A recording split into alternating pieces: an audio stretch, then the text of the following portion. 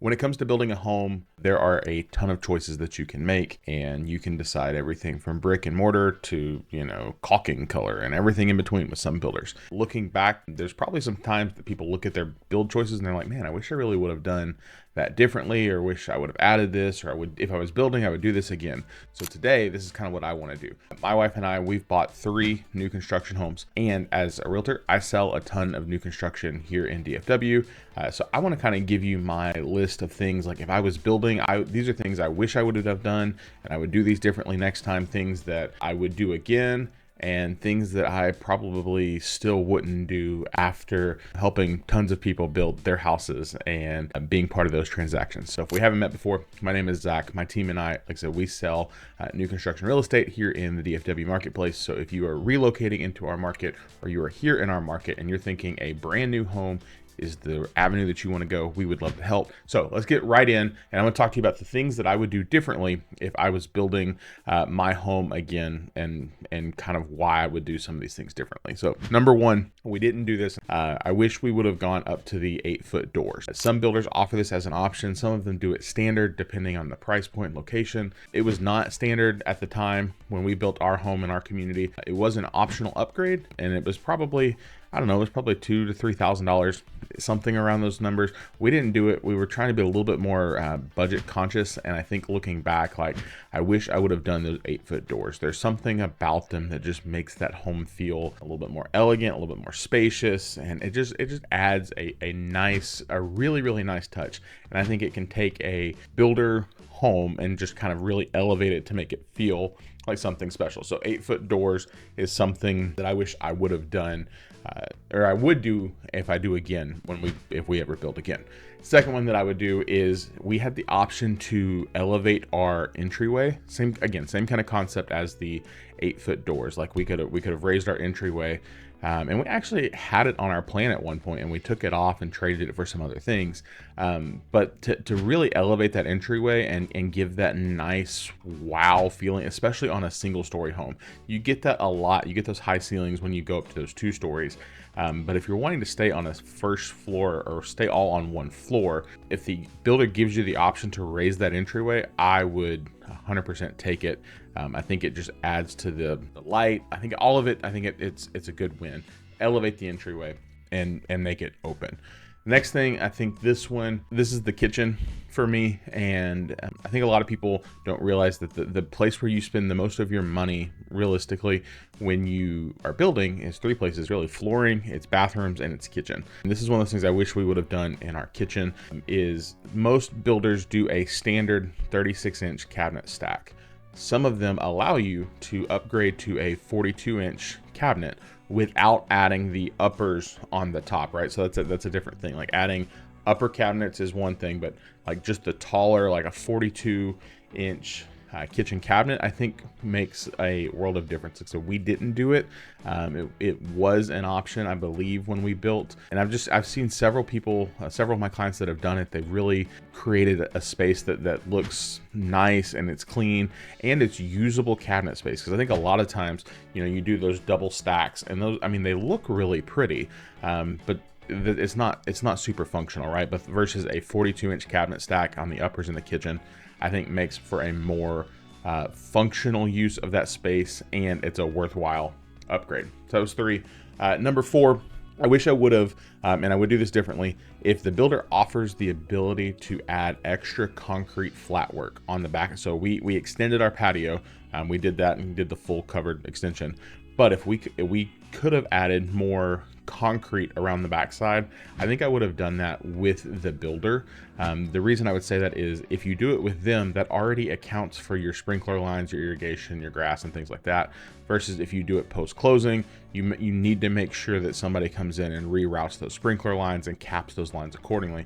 Otherwise, it's going to make for a little bit of a mess. So builder offers you the ability to pour extra concrete, think around your backyard, around your patio, or you're wanting something for your trash cans or anything like that. If they offer it, I would definitely consider adding that in, just to make it a little bit easier down the road, and future planning, outdoor kitchen, things like that.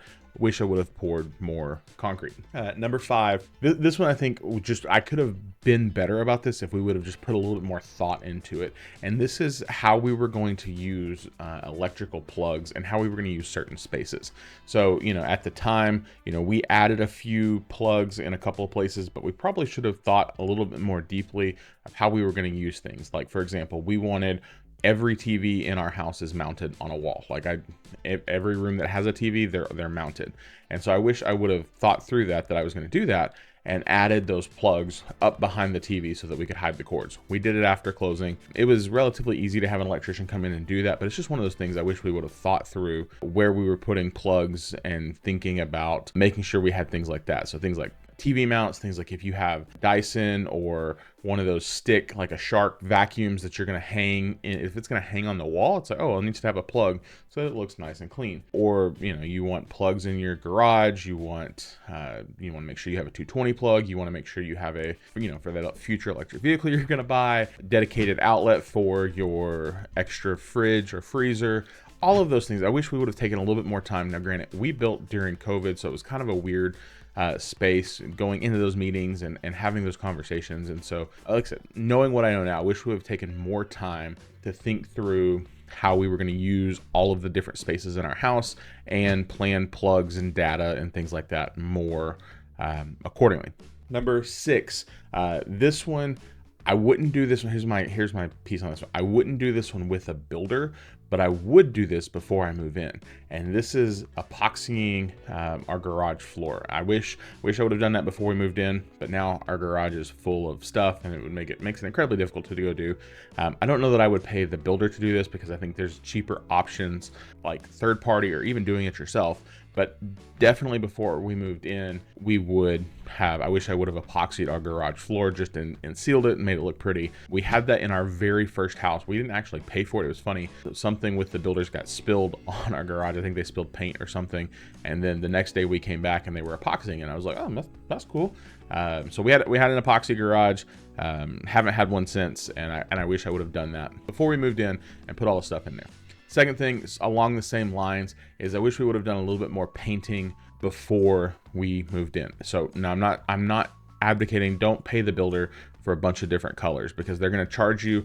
Most of the builders are going to charge a color change fee for every time that they get different paint. So don't do that. But again, paint yourself or hire a paint crew. Do it before you move in. Do it before there's any furniture in the house. We painted a couple of accent walls. There's a couple more I think I wish I would have done and done a few different projects. We were just in a little bit of a time crunch trying to get moved in. So would do that differently if we could strategically figure that out.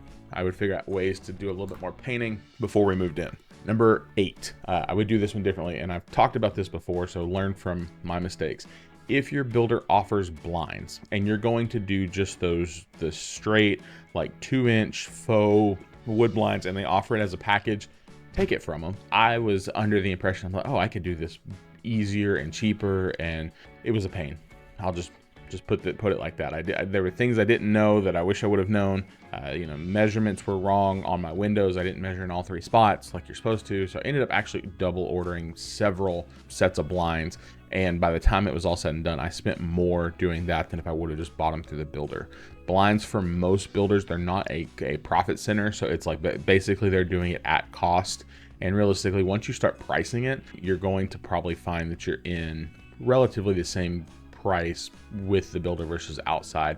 Now that changes a little bit if you're thinking you want plantation shutters or you want the rollers or the Roman shades. If you're wanting something different, yeah, don't do the blinds. But if you're thinking, hey, we're just going to do the generic 2-inch faux blinds, go ahead and probably do them with the builder. I would. Number 9 thing I wish we would have done, and this one is more, again, we were trying to be a little bit budget conscious, and I understand that. We all, nobody has unlimited money, right? So we make decisions accordingly. But if I was doing it differently, we would have gone with less carpet. I think, so we added the LVP in all of our main living spaces. I think I would have done that additionally in our master bedroom, also additionally probably in our like game/media room. All of our secondary bedrooms I would have left alone, left from a carpet, but would have done a little bit different flooring selections, probably gone up on a different LVP, and definitely put it in more spaces.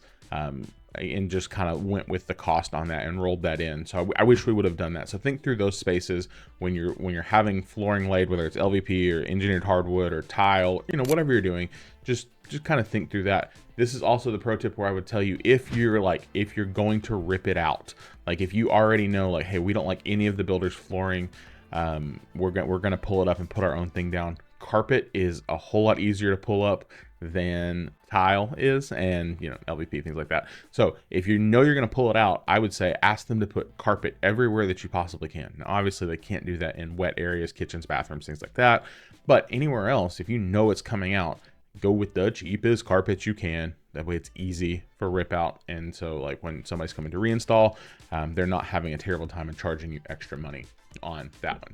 Number 10 thing I would do differently, I wish we would have put a little bit more emphasis in the design of our master bathroom. Not necessarily our secondary bathrooms, but our primary bathroom. I wish we would have thought through that a little bit more, probably upgraded the tile, changed out the vanity, just things that would have made it feel a little bit more elegant. We definitely have the builder grade bathroom.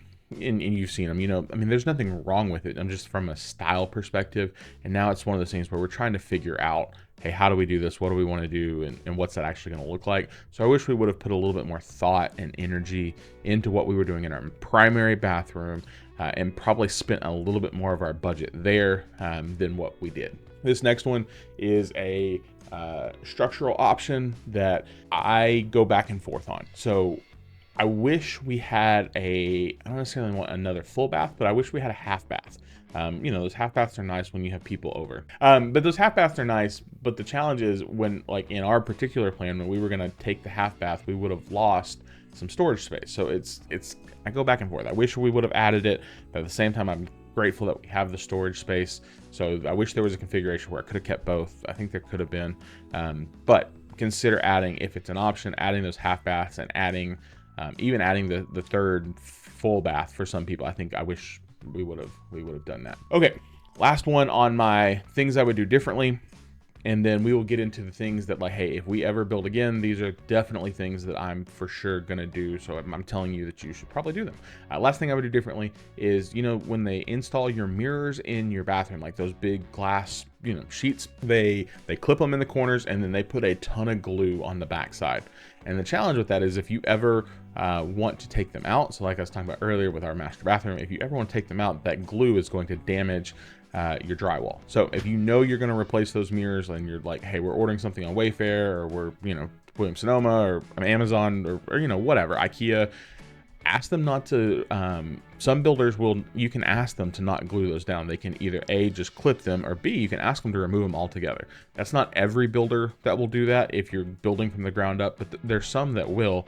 You just have to ask and say, hey, we're planning on removing those. Can you please just put the little clips and don't put the massive amount of glue, so we don't have to do drywall repair after closing and when we replace these mirrors. So that hits all the things that I would probably do differently. There's probably a few more that I missed, but let's get into the things that I would definitely do again and definitely consider if I was building a new home. Number one for me is the third car garage. We added it. I wasn't sure about it at the time when I did it, but now we absolutely love it, and I will never build another house for us again that does not have a third car garage. Truthfully, I'd love to get to a 4-car garage. I know it means lots of space for storing and it's storing stuff, right? But that third car garage makes a big difference. It's definitely an expense if you're adding it onto your plan, but I would say in my mind, it's one of those expenses that was 100% worth it for us and for how, our lifestyle and how we live. And so I would definitely do that again. So we have a traditional 1, 2, 3. Some people have the tandem 3. Those are becoming more and more popular. I don't have an opinion one way or the other. I like our traditional side-by-side 3, but again, having that tandem 3 would probably give us the same impact that we have now. So definitely would have third car garage. Second thing that I would definitely do again is we moved our fence as far forward as the city and the HOA and the builder would allow us to do. The builder said, hey, you're getting this much fence to start with. I said, great, well, let me add some more. And they charged us by the linear foot to add it in, and we found that it was a little bit cheaper to do that with them than it was to do it third party. The other benefit of that is similarly like we were talking about with the flat work earlier, that accounts for all of your sprinklers and irrigation already in, so you don't have to reroute things if you add in, you know, fencing or things like that later. We pulled the fence as far forward as we possibly could. It was worth it in my mind. Second thing we did is, we're talking about fencing that I would do again, is we added gates on both sides. Thinking through the long term, like, hey, if we ever decided we wanted to put a pool in our backyard, we still wanted to be able to get in and out of the backyard from the other side. So adding a gate on the second side was a good thought. Some builders, some are doing it now where it comes standard. Most are not, and you're just getting one. So if they give you the option of, hey, we can do a second one, ask, and it might be worth doing. Number 3 thing that I would consider, that I didn't really consider before, but now that we have it, I'm definitely thinking through it, is the direction that our home faces, right? So here in North Texas, we know it gets freaking hot, right? And so having our house is a north facing house. And so that means, you know, we have sun that goes like this, not like this. Does that make sense? Like instead of getting sun that comes and like it's hitting the back of our yard at the end of the day when it's the most hot and it makes your backyard unusable, it goes across the top of our house and goes kind of over the side. So consider the direction that your home faces, you know, when accounting for sunrise, where your bedroom is, because that determines, you know, when you're going to get the sun, what it's going to do to your backyard. Are you going to be able to use your backyard? So we would definitely take that into consideration. We didn't consider it as much when we've built previously, but now, like, thinking through it and having those conversations with other clients, and talking through that and standing on lots and be like, I would definitely make a consideration for the direction of home facing based on the lot that we're picking. Number 4 thing we would do again, I've talked about this one several different times, but there's a option in our plan to connect our laundry room to our master closet with a doorway. If your plan sets up like that and the builder offers it, it is a brilliant idea, because it makes it great for just carrying clothes back and forth through the laundry room. You don't have to like play snake and like run through the house and do all the things.